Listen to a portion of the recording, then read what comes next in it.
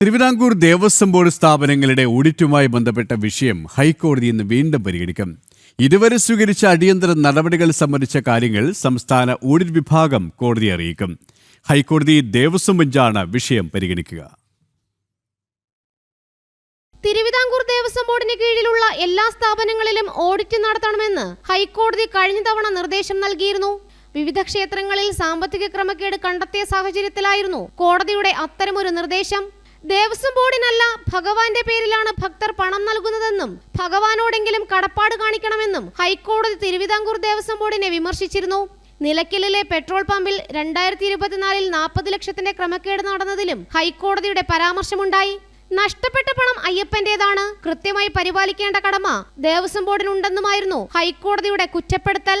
ദേവസ്വം ബോർഡിന്റെ കീഴിലുള്ള ക്ഷേത്രങ്ങൾ, സ്ഥാപനങ്ങൾ, പെട്രോൾ പമ്പുകൾ എന്നിവിടങ്ങളിലെ വിവരങ്ങളും ഓഡിറ്റിന്റെ പരിധിയിൽ വരണം.